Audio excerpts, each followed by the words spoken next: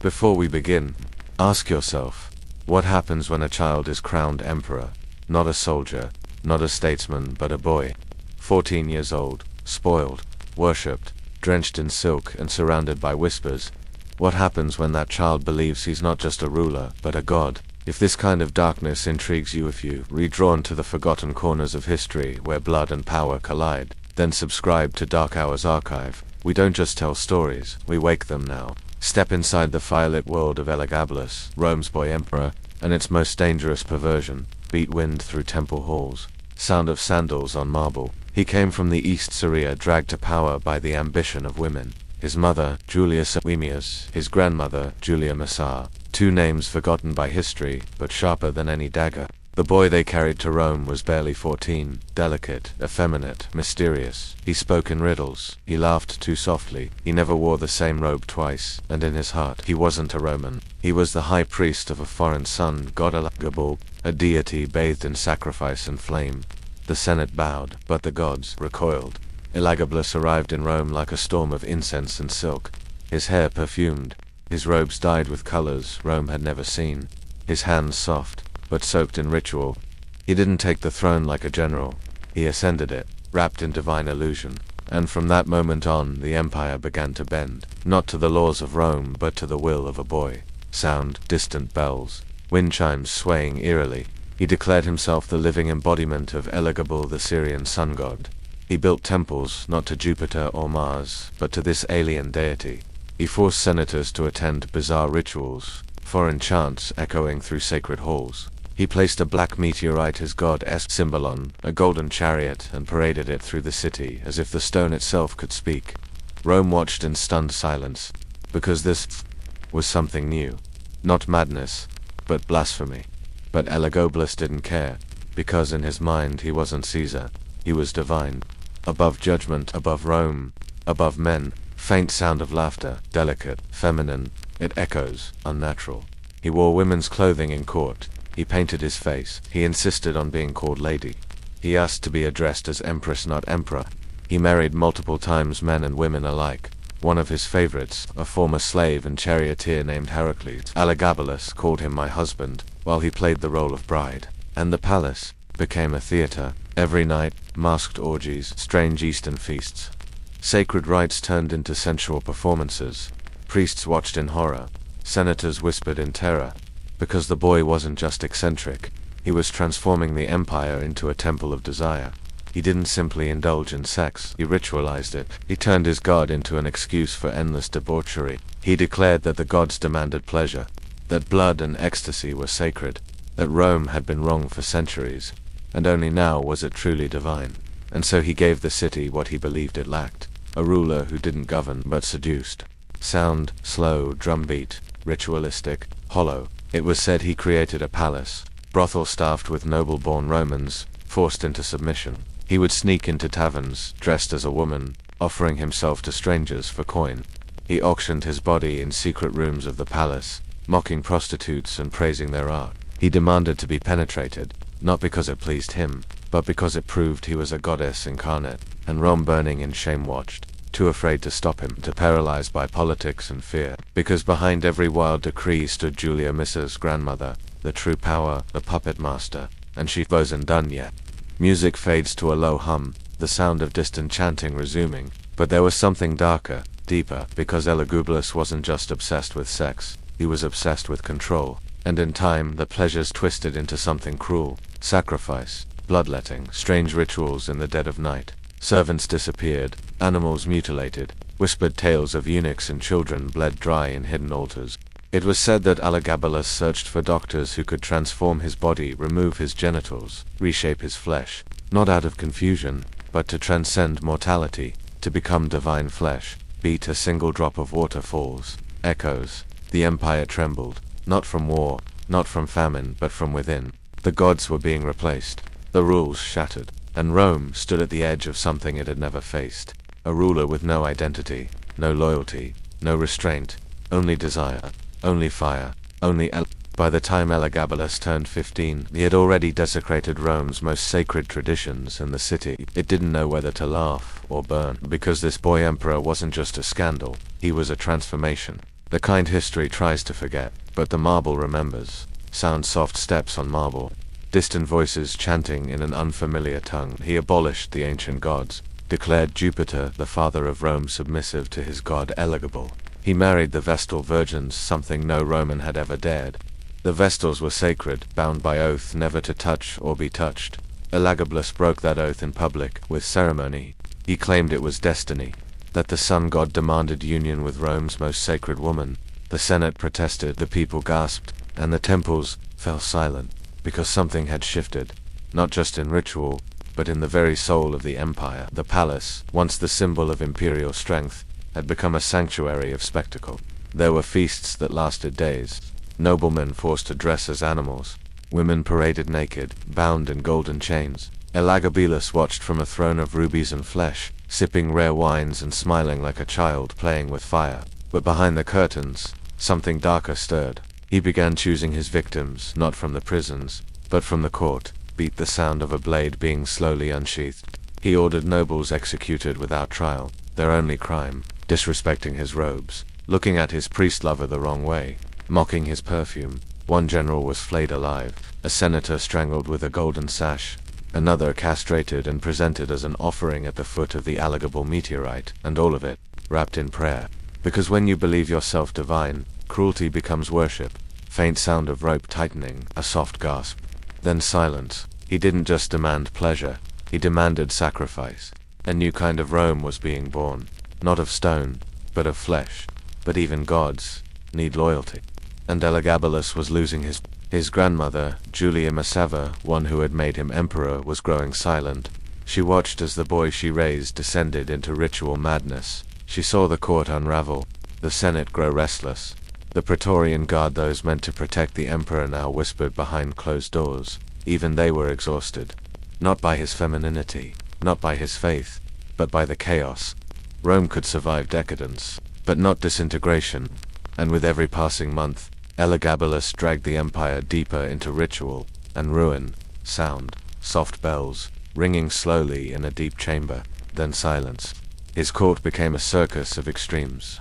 He filled fountains with wine and rosewater. He released wild animals into dining rooms to watch guests panic.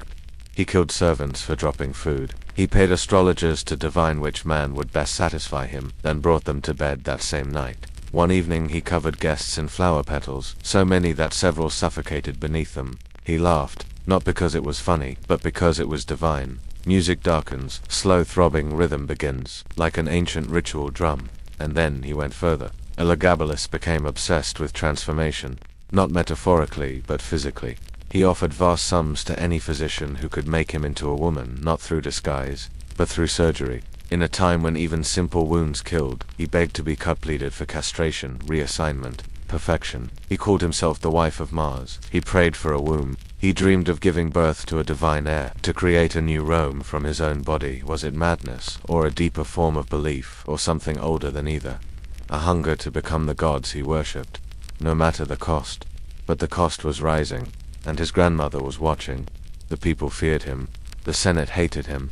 The soldiers mocked him. Even his lovers grew weary, used, discarded, and replaced. He had alienated the court, exhausted the treasury, desecrated every altar, and still he believed himself untouchable. But no god lives forever. Faint sound of sandals hurrying across stone, then a heavy door creaking open slowly.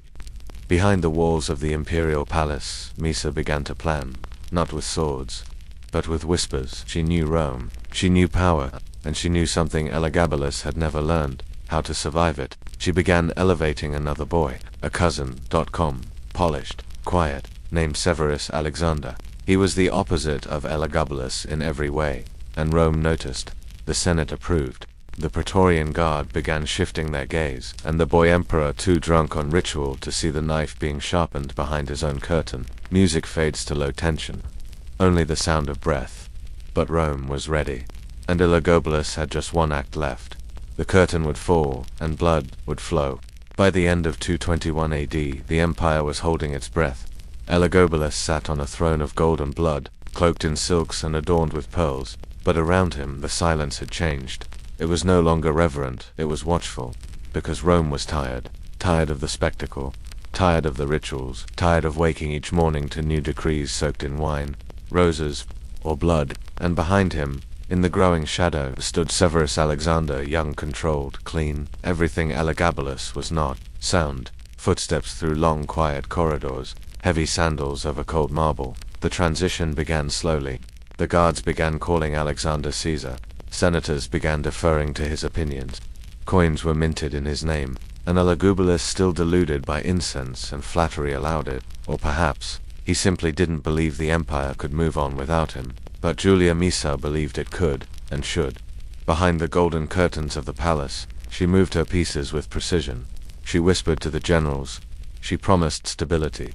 She bought the silence of those who once feared her grandson, because Misa had built an emperor once, and she was prepared to destroy one. Music fades to a cold, brittle string tone tense. Sharp Elagabalus, meanwhile, began unraveling. Paranoia crept in. He reversed course, began trying to strip Alexander of his titles, publicly humiliated him, removed his advisors, accused him of treason. But it was too late. Rome had already chosen, the guard had already shifted, the city had already moved on. All that remained was the execution. Faint sound of a lock turning, then a bolt sliding shut. One cold morning, Elagabalus summoned the Praetorian Guard. He demanded the arrest of his cousin. He screamed, wept, threatened, and the guard did nothing. They watched him, once divine, once adored, drown in his own fear, and then, without a word, they turned on him. The boy who had declared himself a goddess was dragged from the palace, kicking, clawing, begging. He clung to his mother, his final ally, his final defense. But the guards had orders, not from Rome, not from law, from survival. They dragged him into the barracks, stripped him of his silks, laughed as he begged. They murdered his mother first right before his eyes, and then they turned on him. Sound, ragged breathing, then silence broken by the soft slash of a blade. He died not as a god, not as an emperor, but as a boy, broken, alone, forgotten by those who had once chanted his name in golden halls. Music slows to a cold lament, like wind through a burned-out cathedral. His body was not honored, it was desecrated, dragged through the streets of Rome, spat upon, mocked. He was beheaded, his corpse mutilated, and then thrown into the Tiber River like garbage, like a memory to be erased. But the river does not forget, and neither does Rome. Because beneath the layers of power and politics, Elagabalus had shown the city something it could not unsee. What it looked like when a god tried to become more than a man. Soft silence, then the sound of water, slowly running, echoing. His temples were torn down, his name scratched off monuments, his coins melted, his laws reversed. And Julia Misa, she lived on, whispered into the ear of the next emperor. The cycle continued, the blood washed away, but the stain remained, because some names, no matter how buried, refuse to die. Beat, the sound of chanting faint from another world, returns and fades. Today we remember Elagabalus not for military triumphs, not for diplomacy, not for architecture, but for disruption, for bending Rome until it cracked, for turning the palace into a shrine of lust and sacrifice, for making the empire look in the mirror and shudder. He ruled for just 4 years. But in that time, he redefined the limits of what it meant to rule and what it meant to fall. And when he died, something else was born, not peace, but precedent. Because the gods were not done with Rome, and Rome was not done with pain. The boy emperor was gone. His body dissolved in the Tiber, his name stripped from the marble. But Rome could not forget what it had seen, because Elagabalus hadn't just ruled, he had revealed how fragile the empire truly was. How thin the line between worship and delusion, between ritual and cruelty, between pleasure and horror. The empire tried to move on. Julia Misa installed her next puppet, Severus Alexander, young, obedient, polished. The temples were restored, the senators exhaled, the generals returned to their campaigns, but the people remembered, not the ceremonies, not the policy. They remembered the feeling. That brief, terrifying moment when the palace had become a stage, and the emperor had become entertainment. Sound, soft bells, a priest's chant, then silence. Historians would call him a monster, a disgrace, a cautionary tale. But that's not the whole truth. Elagabalus was many things. Yes, sadistic, narcissistic, obsessed with power and sensation, but also misunderstood, isolated, product of ambition not his own. He had been placed on a throne by his grandmother, told he was divine, taught that worship was a right, not a gift. And when the empire bowed, he believed it. He wasn't just decadent, he was dangerously innocent. a child raised without limits, a priest turned emperor, a victim of power as much as he was its abuser. Music softens melancholic strings echo beneath the narration. What makes his reign so disturbing is not just what he did, but how close he came to changing everything. If he had ruled longer, if Julia Misa had not betrayed him, if the guard had obeyed just a little longer, Rome might have fallen not to an invader, but to the altar, to a throne of ritual, blood, and submission. It was a civil war of culture waged without weapons. Rome, in its pride, resisted Eastern gods, but Elagabalus brought them through the gates and crowned them emperor. And for a moment, they reigned. Sound, the whisper of fire, then silence, then a soft exhale. But Rome's memory is selective. It prefers to forget what unsettles it. Elagabalus became a shadow reduced to footnotes, rumors, mockery, the truth buried in scandal. But beneath the satire is something darker and far more real. Because power, at its most raw, always returns to the temple, to the veil, to the rituals. He wasn't the last ruler to chase divinity. He was just the first to do it so publicly. Music shifts, haunting, unresolved.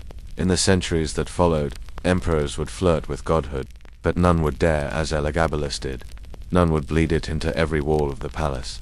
None would turn Rome itself into a living altar. He built no great monuments, left no military legacies, but his reign left a feeling, one that cannot be washed away. A tension, a fear, a question that still lingers in the ruins. What if he had been right? Sound, a soft crown falling to stone. Hollow. What if he wasn't mad? What if he had simply seen the truth? That power isn't about law. It's about control over the sacred, control over desire, control over identity, control over the way people worship. And what terrified Rome wasn't just the boy's rituals, it was how close the people came to believing them. Long pause. Music fades. Only a distant, slow heartbeat remains. Because Elagabalus didn't reign by force, he reigned by seduction. And for a time, it worked. His name was erased, his temples destroyed, his statues shattered and drowned in rivers. Rome tried to bury him, but the truth, you cannot bury a god you once believed in. And for a brief, unforgettable moment, Rome did. Elagabalus reigned for just 4 years. But in that time he did not simply rule, he redefined what ruling could mean. He turned politics into ritual, power into theater, the empire into his personal shrine. And when it ended, Rome was not relieved, it was exposed. Music builds slowly, strings layered with deep percussion, like ancient thunder approaching. Because Elagabalus wasn't just a boy emperor, he was a reflection, a warning, a mirror held up to every empire, every ruler, every citizen who ever confused indulgence with power, and worship with obedience. He asked not to be obeyed, but adored. Not to be respected, but worshipped. He didn't want to conquer nations, he wanted to conquer identity, to become something beyond gender, beyond Rome, beyond flesh, to reshape the empire in the image of the god he carried inside himself. And for a time, he did. Beat silence, a single inhale, then. And that's why we remember. Not because of how he died, but because of what he became. The temples have fallen. The stones are cracked, but the stories remain. Of a boy in painted robes, chanting beneath a meteorite, of orgies dressed as prayer, of a palace that pulsed not with politics but with desire, confusion, and fire, and of a death that Rome celebrated, but never truly understood. Sound, a soft splash like a body hitting water far below. Thrown into the Tiber, his corpse disappeared, but his presence did not. You can still feel him, in the forgotten corners of the Palatine Hill, in the silence of ruined temples, in the questions history never dared to answer. Because Elagabalus wasn't just erased, he was censored. And when history censors a name, that's when we need to speak it louder. Music swells into soft, uneasy crescendo, then fades. If you made it this far, you already know. This wasn't just a story about Rome, it's about what happens when no one says no. When ritual becomes obsession, when identity becomes weapon, when the lines between flesh and faith vanish in incense and blood. And here at Dark Hours Archive, we believe these stories matter. Because the past never really dies. It waits just beneath the surface, watching, reminding. If you want to explore more hidden corners of history, darker, stranger, and truer than anything you learned in schools, subscribe to Dark Hours Archive. We unearth the forbidden, the erased, the cursed, new dark historical videos every week, and the stories only get darker from here. Final sound, the faint whisper of a name, Elagabalus echoing through stone, then silence. Because some gods never truly leave, they just change form.